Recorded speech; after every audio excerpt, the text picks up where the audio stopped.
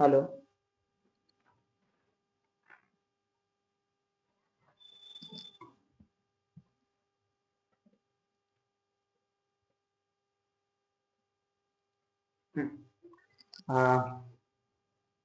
Hello guys, welcome to my channel ultimate math by AR सा। तो आज के क्लास में हम डिस्कस करेंगे एसएलटी 2025।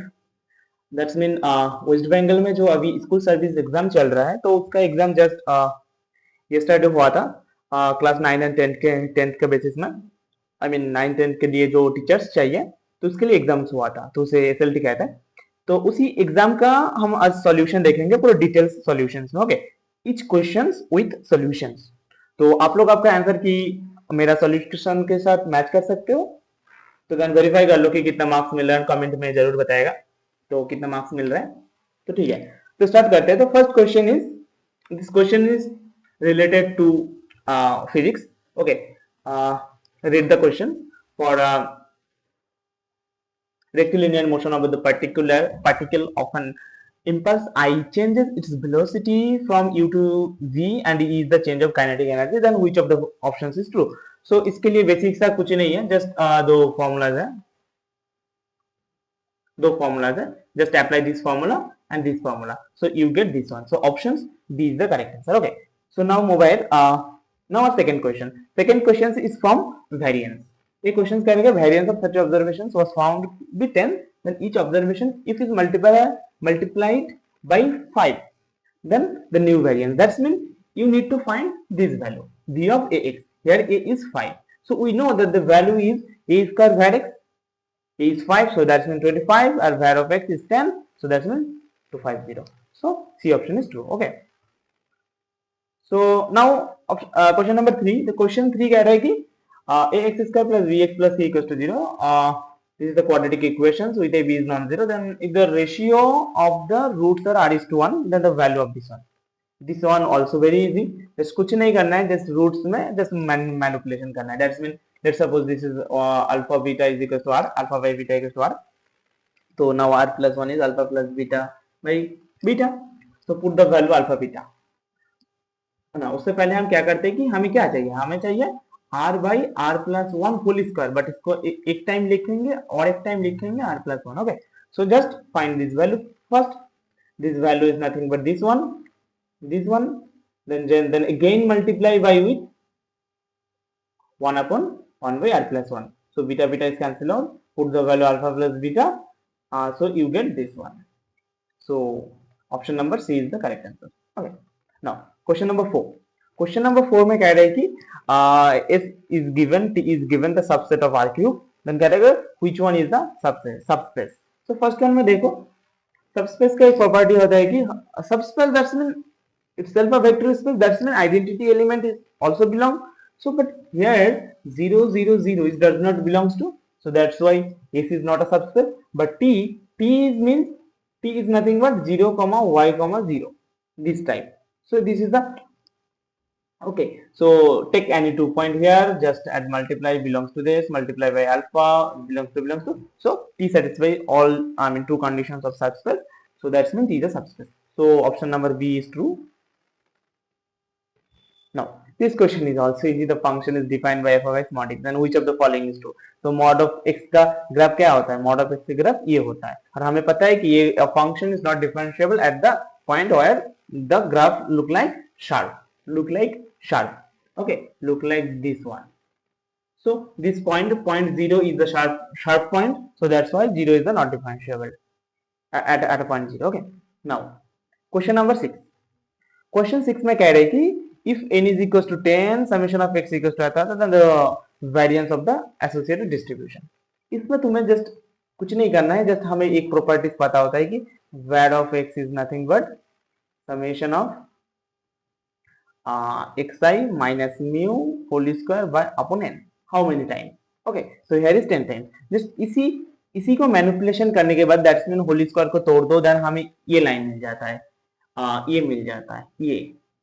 ओके, ये हमें मिल जाता है, जस्ट इधर ही वैल्यू पुट करना होता है. समेशन ऑफ एक्स स्क्वायर का वैल्यू हमें पता है 200, एंड एन का वैल्यू पता है, एन का वैल्यू 10 है. म्यू स्क्वायर का वैल्यू हमें फाइंड करना होगा, mu is nothing but summation of x i by n, that's the mean. So mu is 2, just put the value, you get 16 answer. Option number B. Okay. Question number 7. 7 is also easy. हमें f of n define क्या है, f of g of n define क्या है, then the composite function g of f. G of, just put the value f of n is this. So now put the value n as a minus 1 whole to the power n. So you get this one. F of 2n minus 1 whole to the power 2n is equals to 1. Just use the definition of the function or nothing else. So you get the options first one. Now question number 8. Question number 8 में कह रही कि three vectors are coplanar. That means three vectors are, if this is a plane, coplanar. Vector are same plane. Okay. So what is the condition? This condition is this. Okay.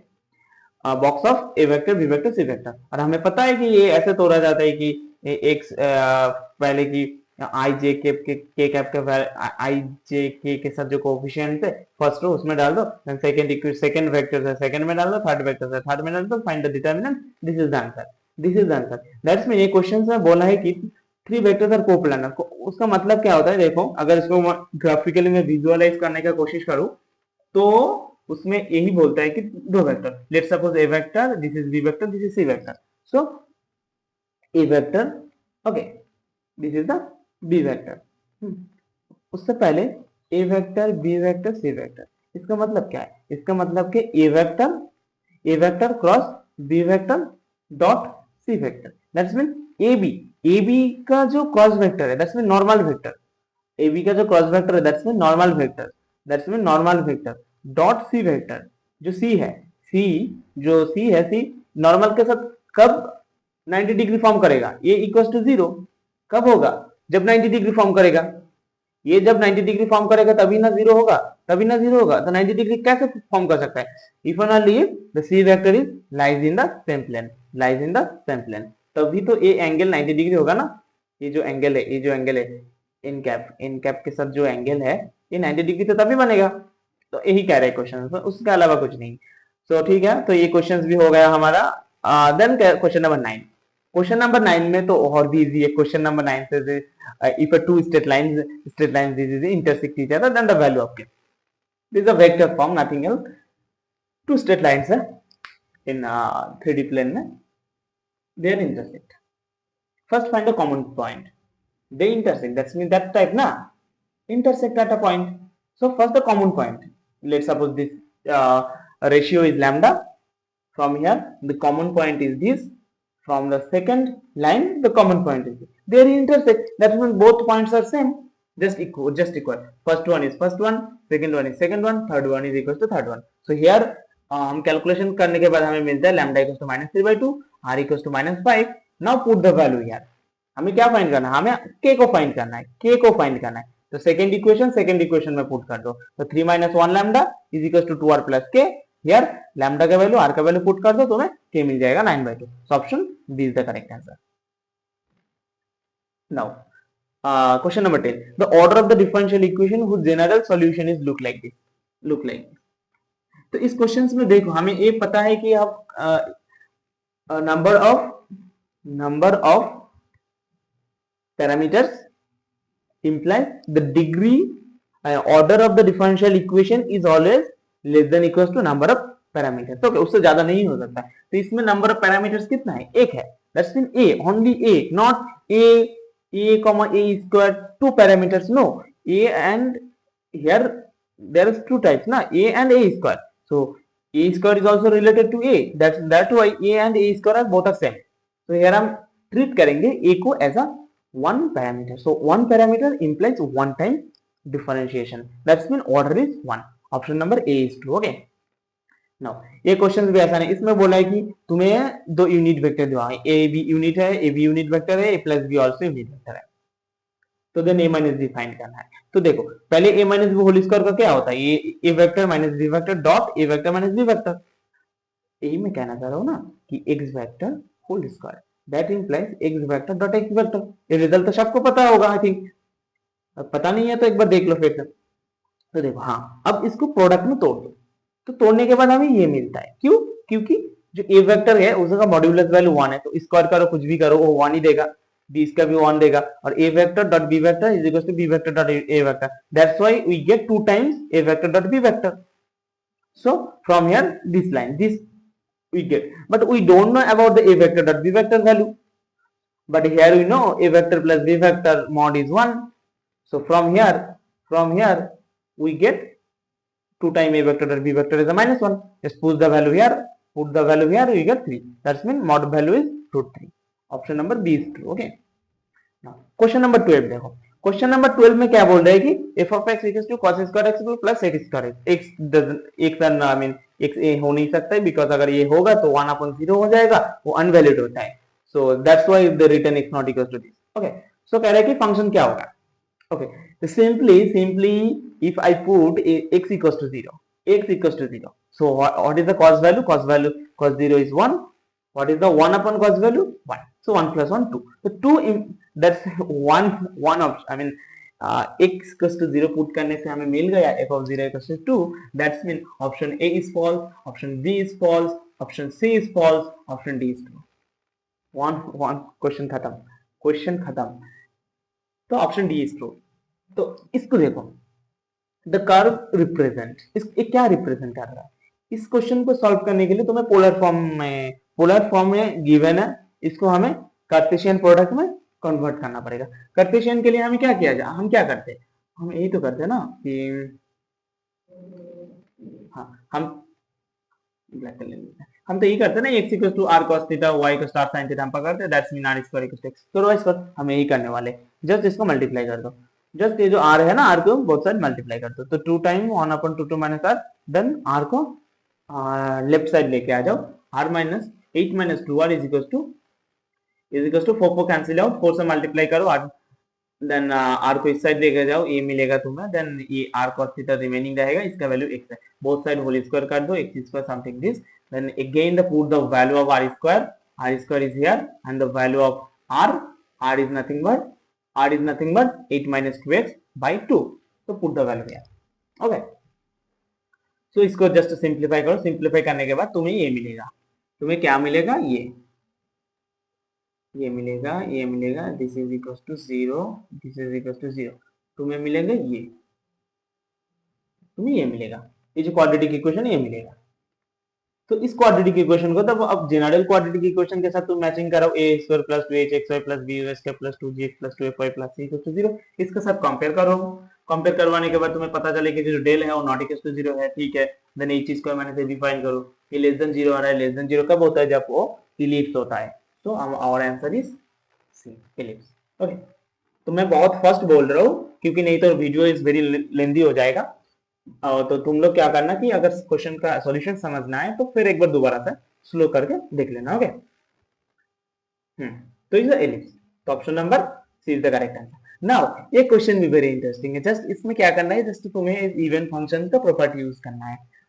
So if is a even function then what about we can say, I mean the nature of integration क्या होगा, odd होगा, even होगा, never होगा, कुछ नहीं होगा.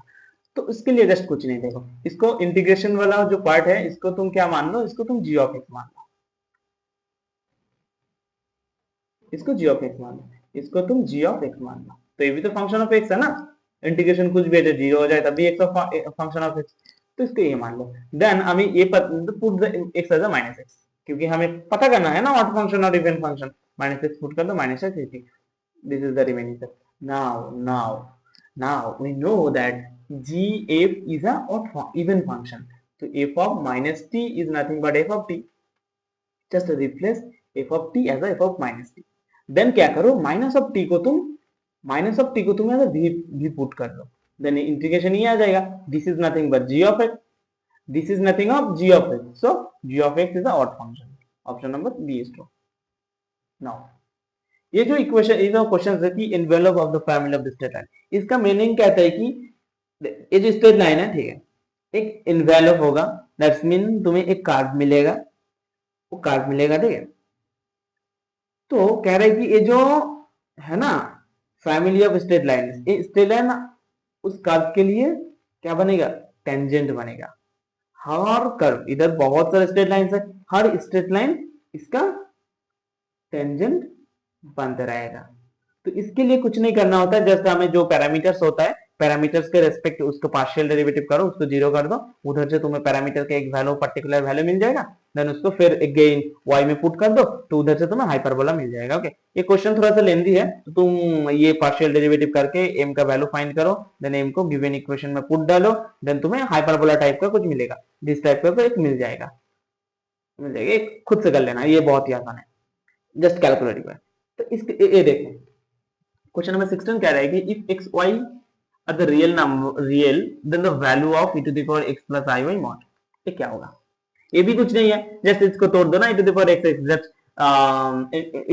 Index rule use करो, e to the power x times e to the power i y, e to the power x को बाहर लेकर जाओ, since e to the power x always positive, that's why e to the power mod of e to the power x is nothing but e to the power x, and this one we know that e to the power ix is mod of cos of y plus I sin y, this value is nothing but 1, so just put 1, answer is e to the power x. Now Simpson one-third rule is applicable when the number of subinterval is even, this is the standard, I mean this is the rules for Simpson one-third, there is no this one. Question number 18, this is the nothing but a standard result, this value is e, so e is irrational, so option B is true, but if you don't know the standard result about this, so you can solve this way, ठीक है? ये 1 to the power infinity form है, 1 to the power infinity form, और हमें 1 to the power infinity form के लिए limit का कैसे हम फाइंड करते हैं? हम ऐसे फाइंड करते हैं ना, exponential of limit let's suppose g of f है, तो इसको क्या करते हो 1 to the power infinity form है, इसका तो ऐसे करते हो ना कि exponential of limit g minus 1 f, ऐसे तो करते हो ना, ये I mean this is limit x goes to something, so here also this कर दो 1 plus n minus 1, 1 cancel out, so n इस साइड में आ जाएगा, साइड में मल्टीप्लाई हो जाएगा, n n cancel cancel out, this is 1, this is only e, so e is irrational number, we know, everyone we know. Now this one, the ring q plus dot, the only zeros elements is unit. Unit का definition क्या है? Unit कब होता है? जब एक element ले लो तुम, q से बिलोंग करवा लो, ठीक है, if there is an another q dash such that q into q dash is equal to 1 with the respect to multiplication, then हम कहते हैं ना कि q dash कि q has a unit. So similarly q is belongs to 1 upon q also belongs to if q is not 0. If q is 0 then 1 upon 0 doesn't belongs to q ना, so that's why just 1 upon q time q is equal to 1, so q का inverse क्या हो जाएगा, q का unit क्या हो जाएगा 1 upon q, that's mean only non-zero elements is unit. Got it ना? Now this one data, the say this is substance, देखो ये लिखने का मतलब क्या है, एक रियल नंबर के square plus another real number के स्क्वायर का सम इज 0, तो इसका मतलब क्या है, x equals to y equals to 0, nothing else, so this is nothing but 0 0 z, so this is a substance, we all know here is only one variable, so what is the dimension is 1, so option B is true. Now which of the following function does not satisfy the condition of Rolle theorem in -1 1. So role theorem क्या कहता है? Role theorem कहता है कि first continuous होना पड़ेगा close interval में, differentiable होना पड़ेगा ओपन इंटरवल में, and the end point the functional value at the end point the same होना पड़ेगा, then there exist as c in between a comma b such that f dash equals to 0.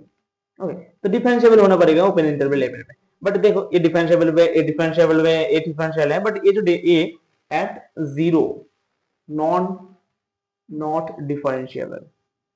not differentiable, so option C is the correct.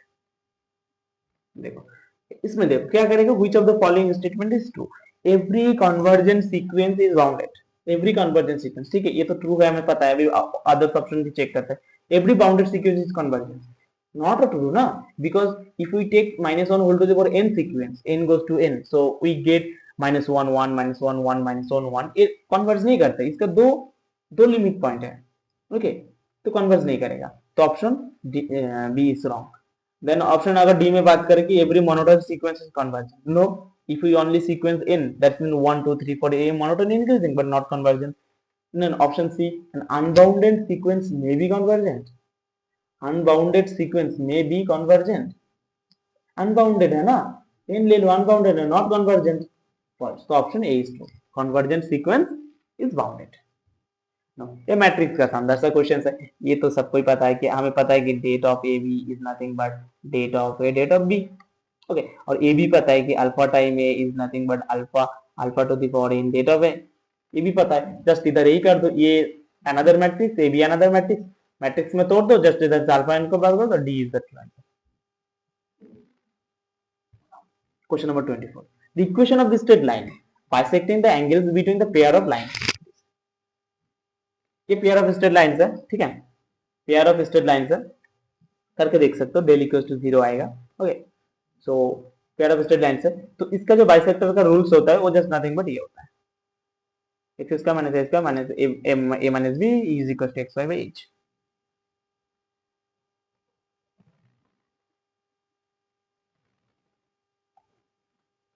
Okay, ये होता है, just इधर का value put कर दो, a equals to 3, h equals to -1, b equals to -2, so you get option number A. ये देखो, number of real solution of this equation, this is nothing but x square minus 3 mod x plus 2 is equal to 0। here mod of x square is nothing but x square, okay। so just some first case is x is positive, in that case you get two values x1 2, the second case is x negative, you get two value -1 -2, so total is 4 solution, option D। ये वाला देखो, if the pair of these and these such that pair bisect the angle between the other pair, देखो ये कह रहे हैं कि let's suppose this is the first pair of straight line 1 1, okay। तो कह रहे हैं कि जो सेकेंड जो पेयर ऑफ स्ट्रेट लाइन है ये इसका बाइसेक्टर है, इसका बाइसेक्टर है सेकेंड।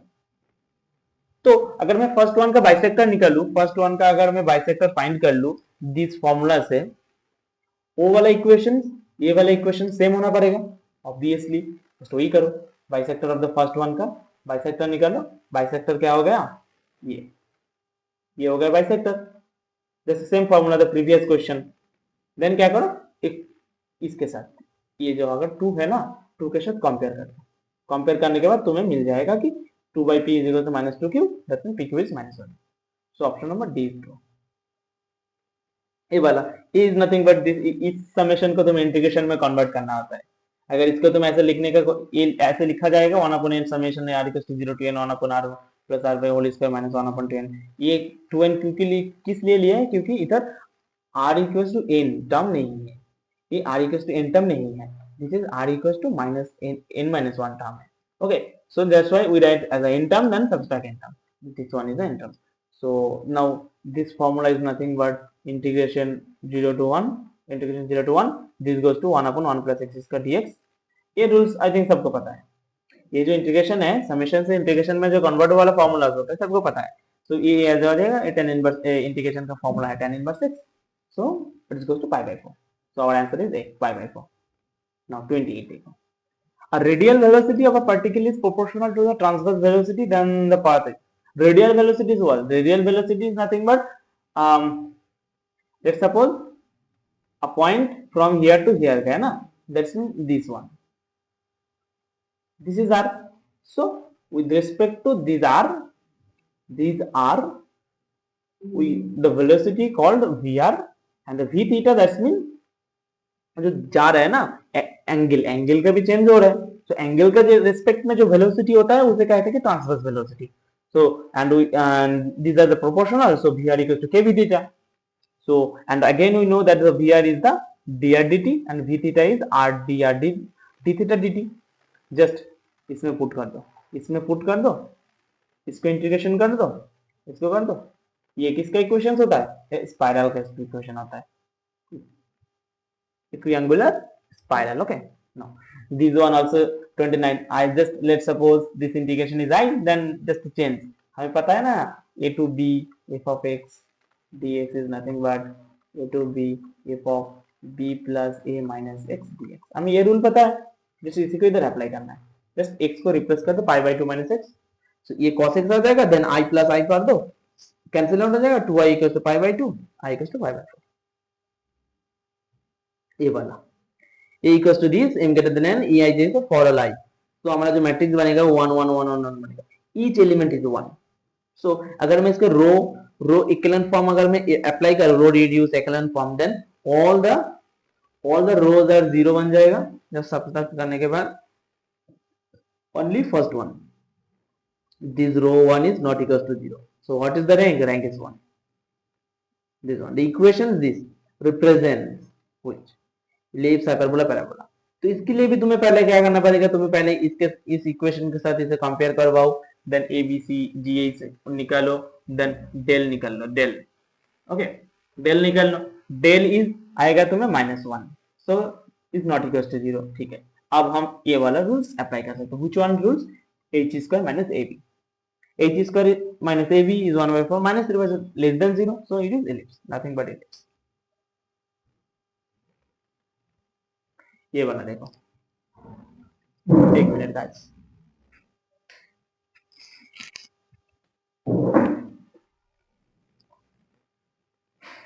एक क्वेश्चंस में कहते हैं कि मैं तुम्हें न्यूटन रैप्सन हमें यूज करना है, this is the root find करने के लिए न्यूटन रैप्सन यूज करना है, एंड इसका फर्स्ट जो अप्रोक्सीमेशन है वो 2 है, x naught is equals to 2, then the next one x1 क्या होगा, ये हमें फाइंड करना है। तो उसके लिए हमें ये वाला रूल पता है, xn plus 1 equals to xn plus fn by f dash xn, just इसमें पुट कर दो और कुछ नहीं करना, जस्ट पुट कर दो।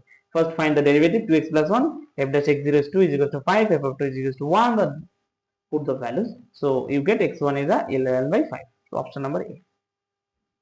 This integration we know that the in is equals to integration 0 to pi by 2 sin n dx x dx is nothing but I of n minus 2 into n minus 1 by n, this formula, just इधर formula को put कर देता हूँ। First put the value 5, 4 by 5 I3, then put the value 3, I3 is 2 by 3 I1 is nothing but just a simple integration of sin x, this goes to 1, this goes to I1 is 1, just put the value the I1 I3 in I5, so you get 8 by 15, option number C। The identity element on the set J with the operation this operation, तो identity element का मतलब क्या होता है, a is equals to e a is equals to a, just इसको तोड़ दो, a plus a plus 1 is equals to a, e equals to -1, कुछ नहीं करना था, दिस वन। ये थोड़ा सा कॉन्सेप्चुअल क्वेश्चन है, आई थिंक मैक्सिमम लोगों का ये क्वेश्चन नहीं हुआ था, अगर जिन लोगों को एलपीपी पता नहीं है, तो इस क्वेश्चन में कह रहे कि solution to the system this is a basics feasible solution. हाँ, ये बेसिक्स फिजिबल सॉल्यूशंस है क्योंकि ये सबको सेटिस्फाई कर रहा है, ये बेसिक्स फिजिबल सॉल्यूशंस है, but basics feasible it satisfy all the system of linear equations, the number of non-zero is equal to number of non-zero is 3, the number of non-equation is also 3, so it is a basics feasible solution। Also this solution is non-degenerate मतलब all the basics variable, what are the basics variable, this one basics variable x1 x2 x4, x1 x2 x4 are the basics variable and they are all strictly positive, that's why the solution is non-degenerate, okay, so option number C is correct। ये वाला देखो, ये भी बहुत interesting है, ये probability का question है। इसमें कह रहे कि एक क्लास है, क्लास में 30% स्टूडेंट मैथ्स में फेल हुआ है, 15 केमिस्ट्री में फेल हुआ है, 10% मैथ्स एंड केमिस्ट्री में फेल हुआ है, तो इसका मतलब क्या है, ये जो अंदर का पोर्शन है ये 10% है, बाहर टोटल केमिस्ट्री में कितना फेल हुआ था 15, तो बाहर का पोर्शन क्या है 5%, तो 5% का मतलब क्या है 5% passed only in maths but fail in chemistry, this is the 5, this 5% meaning passed in math but fail in chemistry। हमें क्या बोला है कि if the fail in the chemistry then the probability that he is passed in math, हमें just यही find करना था और कुछ नहीं, उसके लिए जस्ट ये इधर हम कंडीशनल प्रोबेबिलिटी यूज करें, conditional that is in P is pass in math and given the condition is fail in chemistry, तो केमिस्ट्री को हमने सी से माना था, ये मैथ्स को मैंने एम से माना था, बट ये कॉम्प्लीमेंट है क्योंकि M is fail, so the for this formula is P of A by B is nothing but P of A intersection B is P by PB, this formula, so just M intersection C, this What is the probability of M intersection C? This is nothing but 5%. That's when 5 by 100. And P of C is nothing but 15 by 100. 15 by 100. So 1/3 is the answer. This question. ये questions ये continuous तब होता है जब ये जो function है ये दो इक्वल हो जाता है, तो दो को इक्वल कर दो at the value x equal to 1 is the continuous. Just ये इंटीग्रेशन में कुछ नहीं है, तुम्हें जस्ट log of x को t मान लो, then 1 upon x dx log in dt, this you get log 2. Option number be just t. इसको तुम जस्ट डेरिवेटिव कर दो, सेकंड टाइम डेरिवेटिव कर दो, फर्स्ट टाइम डेरिवेटिव करो, सेकंड टाइम डेरिवेटिव करो, देन उसको ये cos p को रिप्लेस कर दो minus P square, that's mean ये राइट हो जाएगा. That's mean as record the question says the which the false statement में बड़े कुछ आ गया है तो ये ऑप्शन गलत हो जाएगा. सिमिलरली ये गलत हो गया, हाँ ओके, बी क्यूबिक कर दो, क्यूबिक करने के बाद पी स्क्वायर ये भी आ जाएगा, बी गलत हो गया. D X obviously this is a function of T, D भी गलत. C is the true answer. From the first one is minus p square x and second one is px square is obviously third is correct. ये कह रहा है कि ये matrix है, matrix over a field, that's mean matrix का जो elements है ना ए बी सी डी, ये एलिमेंट कहीं से आ रहा है, कोई फील्ड से आ रहा है, जैसे कि रियल नंबर हो गया, कॉम्प्लेक्स नंबर हो गया.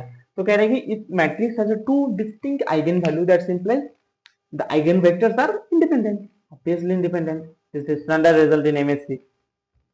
Now, this one.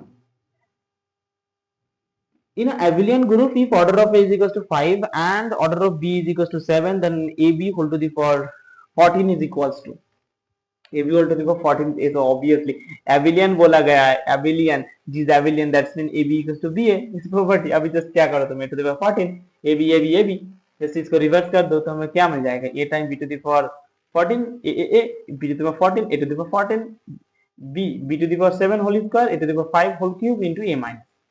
Just put b to the power 7 as a e, that means e square. E is identity times something is identity, that's element, so this is also identity, only the a inverse is left. समझ में आ रहा है ना. ये वाला question भी बहुत interesting. इसमें कह रहा है कि the trapezoidal rule applies in 0 to 2 f of x is given by 4. Simpson rule gives 2, then the find the value of one of them. First, write down the trapezoidal rule. This is the trapezoidal 1 upon 2 y0 plus 2 y1 plus y2. Here is our case, h is 1, so x0 is 0, x1 is 2, x2 is 2. And let's suppose a is equals to y0, that's mean 0, y1, that is y2. So according to the question, a plus 2h 2b plus c is equals to 8, and by the Simpson, e plus 4b plus c is equals to 6. Simpson के लिए a rule होता है, इसको याद रखना. Okay, तो just क्या करो, दोनों को सब्ट्रैक्ट कर दो, तुम्हें b मिल जाएगा, b is equal to -1, b is equal to -1, तो f of 1 is equal to -1. कह रहा है कि in an LPP the decision variables can be any non-negative real number. This one is true. ये कंडीशन हम use करते हैं. इसमें देखो, eigen value of the skew symmetry matrix are only 0 और purely measurable. Standard result in masters और BSc. Okay, this one is the partial differential equation and this is the function of several variable. Function of several variable. Function of several variable. Okay, so there is a theorems की क्लेराउट्स theorems. ये theorem तुम्हें बताएगा option का सी वाले में. इसके बारे में एक बार ऑनलाइन में सर्च कर लेना, क्योंकि एक थ्योरम्स है, इसके लिए इसीलिए मैंने इसका प्रूफ नहीं दिया, क्योंकि just as a statement of theorems, Clairaut's theorem. Okay, now question number 46. इसमें कह रहे कि A is A B C D the number of, तो हाँ प्रीवियस वन के आंसर सी है. Okay, the number of non empty proper subset. Non if A how many sets 2 to the power 4 many 16 6, but in 16 there is a 5, there is a is improper. Okay, so a तो कटेगा, but phi is a proper, but question says non-empty proper subset, so fields are non included, so -2 is equal to 14. 14 is the answer. तो कोई कोई लिखेगा इसको 15 answer लिखेगा, but वो गलत है. ओके, ये जो 47 क्वेश्चंस है, मेरे को थोड़ा सा ऐसा लग रहा है, गलत लग रहा है, बट गलत ना भी हो सकता है. तो गलत नहीं होने का मतलब ये है कि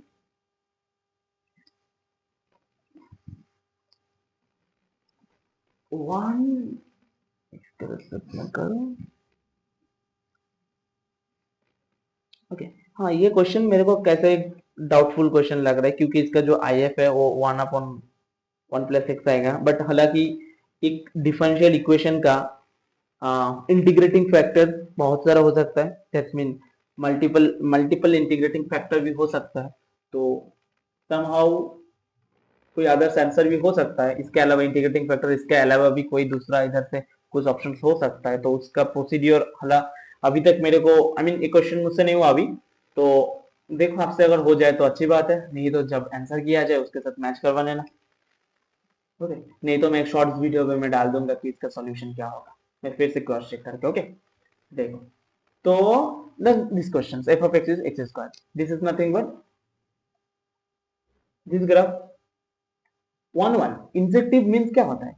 इंजेक्टिव मीन्स होता है जो अगर हम मेरे को जो आउटपुट मिला है, आउटपुट के लिए हमें एक यूनिक इनपुट होना चाहिए. But here let's suppose this is 4, तो 4 के लिए हमें दो इनपुट है, एक है 2, एक है -2, सो नॉट अ 1 1. सब्जेक्टिव के लिए क्या होना चाहिए? उसमें कह रहे कि हर एक आउटपुट का एक इनपुट होना चाहिए. तो this one, if this is the -4 का कोई इनपुट नहीं है, so not neither injective not subjective, option D is the true answer. Okay, now ये भी स्टैंडर्ड रिजल्ट है, इसको कहते हैं कि pth convergent condition. Okay, P test इसको कहते हैं हम पी टेस्ट. बीएससी और एमएससी में हम इसको पढ़ाया जाता है, तो इसका कंडीशन है p greater than 1. Okay, now this question is all very simple. Not a very simple. If you solve in general, then it is a very lengthy or time taken, but in your exam you need to put a particular value of n. n is a positive integer, so अगर ये होता है हर एक n के लिए होगा, अगर n को मैंने 2 पुट कर दूं, उसके लिए जो आंसर आएगा वो n equals to 3 के लिए भी होना चाहिए. ओके, दिस इज द, तो z equals to half, n equals to 2 put कर दो, z equals to half आ जाएगा. So real number of z equals to -half, तो this one option number A is correct. Okay, in general भी तुम prove कर सकते हो, but as ये एग्जाम के लिए नहीं है, एग्जाम की बेसिस में तुम इन जनरल प्रूव करने जाओगे तो फंस जाओगे. तो ये देखो, a line on the plane at then the value of it, line on the plane, that's इसका मतलब क्या है? ये एक प्लेन है, प्लेन में एक लाइन है, तो ये कहना चाह रहा हूं कि इस प्लेन का जो डायरेक्शन होगा अपवर्ड, एंड लाइन का जो डायरेक्शन होगा दिसवर्ड, and what about the angle? This is 90 degree. Okay, so find the DRS 2 to 1 and here DRS ये -3 5. okay, when the two DRS we get, and we know they are in the same plane, that's mean the DRS are dot product is, this one is a vector, this one is a vector, the dot product is 0, just dot product is 0, we get equals to half. See option 52. देखो इसमें क्या कह रहा है? इसमें कह रहा है कि if we take 5 equals to 3/4 instead of 3.1, then the absolute error up to 2 significant. तो इसमें क्या करो, जस्ट इसको सब्सट्रैक्ट कर दो, सब मॉड करके सब्सट्रैक्ट, तो सब्सट्रैक्ट करने के बाद हमें 0.00159 मिलता है. तो मैक्सिमम लोगों का आंसर वो गलत कर देता है कि 0.B ऑप्शन. ये भी गलत है, ये भी गलत है, क्योंकि 0.5 है तो हो ही नहीं सकता है. बट इसको हम क्या करो कि 2 सिग्निफिकेंट डिजिट कह रहा है कि, तो उसका मतलब कि डेसिमल के बाद फर्स्ट टू नॉन जीरो होता है, फर्स्ट नॉन जीरो से 2 टाइम्स होता है. तो डेसिमल के बाद first non zero is 1, then the second non zero is maybe 5 or may 9, but there is a rule, if the after 5 this 5, if there is a larger than 5 number, then 5 plus 1 हो जाता है, तो 5 plus 1 6 हो जाएगा. तो decimal के बाद 2 significant figures मिल गए, तो answer D. Direction cosine of the normal to the plane. देखो z इक्वल्स टू 5, उसका मतलब क्या है? उसका मतलब ये x axis, y axis, z axis. z axis उसमें ज्यादा है तो z इक्वल्स टू 5, तो x equals to 0, y equals to 0, z equals to 5 here.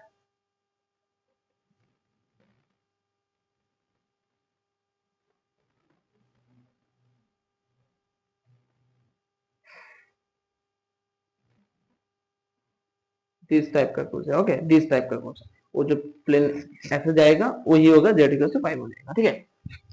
तो इसमें क्या करें कि हाँ, तो नॉर्मल वेक्टर क्या हो जाएगा उसका? 0 0 1 हो जाएगा normal vector, because it is on the z line ना। So normal vector is 0 0 1, so DRS is nothing but क्या होता है, ए बी सी अगर हो जाए तो DRS क्या हो जाएगा, a by root under A square plus B square plus C square, b by root under same, c by root under same. Just doing that, you get this one. Option number A. Okay. Now, G is a group of a mapping defined G to G f of x is x inverse. तो इसके बारे में क्या कह सकते हो? देखो, function first of all is not well defined. It is a गलत because each element on x or on G there is an inverse. So function is well defined. Okay. Now, each element G के लिए एक इधर x मिलेगा, f of g is nothing but g inverse मिलेगा। सो ये क्या हो गया, सर्जेक्टिव हो गया। इंजेक्टिव भी है, इंजेक्टिव इसलिए है क्योंकि इनवर्स यूनिक मिलता है, इंजेक्टिव भी है। So option number D is true, D. अभी इसको देखो, लिमिट एग्जिस्ट करेगा नहीं, इसमें ये फंक्शन ऑफ सेवरल वेरिएबल है ना, तो इसीलिए हमें बहुत सारा पाथ को ऑब्जर्व करना होता है। मतलब in real line when we apply the limit, this is the x, we just cross check about the neighborhood of x, that's mean x positive, x negative, but in our two dimensional, this is the point, okay। So function is limit exists at that point or not, for that we need to एक direction हो गया, एक direction हो गया, एक direction ये हो गया, एक डायरेक्शन हो गया, बहुत सारा डायरेक्शन मिल सकता है। तो इसीलिए just y equals to mx कर दो, put y equals to mx, x equals to 0, y equals to 0, all are satisfied, so just put this is the limit value is m by 1 upon 1 plus m square, okay। तो it depend on m, 0 0 का कुछ काम नहीं है, तो limit does not exist, option number D. Now ये question देखो, the equation X Y P X Q Y the represent, इसमें तुम डेल फाइंड करो, डेल 0 आएगा, ओके। तो मतलब क्या हो गया, ये पेयर ऑफ स्ट्रेट लाइन को रिप्रेजेंट कर रहा है। और ऐसे भी तुम्हें ऐसे कर सकते हो, इधर से x को कॉमन ले लो, y माइनस पी आ जाएगा, माइनस उधर से q को कॉमन ले लो, y माइनस पी आ जाएगा, तो multiple of 2, multiple of x minus q, y minus P is equal to 2 straight line. ये देखो, if A be a 2 by 2 singular non-singular matrix, that's mean determinant non-zero inverse exist, then adjoint of adjoint, हमें पता है कि adjoint of A is nothing but determinant of A times A inverse, उसका ऊपर फिर से adjoint लगा दो, adjoint of ये तो total is a matrix ना, this is a scalar quantity, A inverse also matrix, so again apply the same rule, same rule, mod of total matrix, if this is the B matrix, तो क्या हो जाएगा, adjoint of B is nothing but mod of B, B inverse हो जाएगा, just mod of B क्या है, just B को put कर दो दिस वन, और B inverse that's mean this one, and ये भी पता है कि alpha time A is nothing but alpha n mod A, here n is 2 by 2 matrix, so 2 mod of A 2 mod of A inverse time, ये भी पता है कि alpha time A inverse is nothing but 1 upon alpha A inverse होता है, इधर से ये आएगा, ये cancel out, 1 1 cancel out, and A inverse ये भी पता है कि A inverse mod is nothing but 1 upon A, so सब कुछ कैंसिल आउट हो जाएगा, ओनली A बचेगा, and A inverse whole inverse nothing but A, so A inverse बचेगा, so only the B is the true. Now last two questions, last two और three questions, the said this is the convex because this is the first quadrant only, x square plus y square is less than is the first quadrant, so it is a convex, any 2 point connect, so the line segment in between this quadrant। तो मतलब line segment क्या कर रहा है कि उसी reason के अंदर लाई कर रहा है, दैट्स व्हाई ये कन्फ्यूज है। एक्सट्रीम पॉइंट्स क्या क्या है, this is the extreme point, this is the extreme point, this is also extreme point, also all the boundary points are extreme points, that's why infinitely many extreme points। देखो 59 और एक question बचा हुआ है guys, तो तब हमारा paper I mean question solving session खत्म हो जाएगा।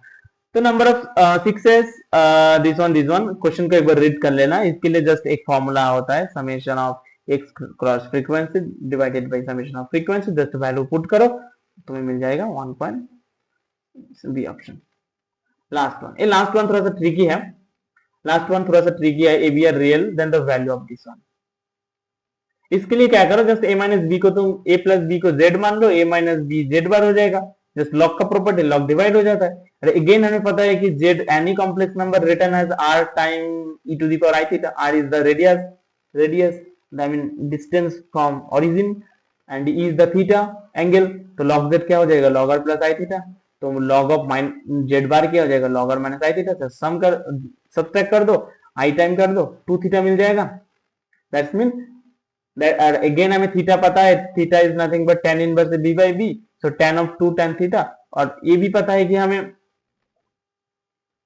इसका फॉर्मूला भी पता है ना कि tan 2x का फॉर्मूला, tan 2x का फॉर्मूला 1 और 2 tan x minus 1 minus tan square x, तो 2 tan here x is nothing but tan inverse b by a, just उसी फॉर्मूला को हम इधर यूज कर रहे हैं, 2 time tan a plus b, just इधर से b by a बाहर आ जाएगा, सो ऑप्शन 2ab माइनस ए का ये ऑप्शन करेक्ट हो जाएगा। तो हमारा डिस्कशन खत्म हो चुका है। तो तुम्हें पता चल गया कि तुम्हें कितना मार्क्स मिल रहा है, और मेरे को लगता है कि इस क्वेश्चन पेपर में आउट ऑफ 60 जो टॉप करने वाला है उसे 53 प्लस मार्क्स जाने वाला है, और I think 55 not 53 55 plus marks जाने वाला है। मतलब ये पेपर बहुत ही आसान था, ओके, तो इसमें कंपटीशन बहुत ज्यादा होने वाला है। अगला जो पेपर होने वाला है वो है कि आई थिंक 14 तारीख को होने वाला है कि SLT2, उसमें क्या है कि वो क्लास 11-12 का है, तो उसका क्वेश्चन पैटर्न थोड़ा सा इससे अलग होगा एंड हार्ड होगा। तो guys all the best for your next upcoming exam, I hope ये वीडियो तुम लोगों को पसंद आया और खुद का आंसर भी पता चल गया ना। तो अगले जो एग्जाम होने वाला है उसका मैं सॉल्यूशन डाल दूंगा एग्जाम के तुरंत ही, तो उस टाइम भी तुम लोग क्रॉस आई मीन वेरीफाई कर सकते हो your solution with my analysis and my solution.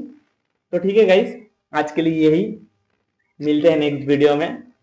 Bye guys and all the best, very very all the best for your upcoming class 11 the 12th exam for SSC। Okay, चलो bye.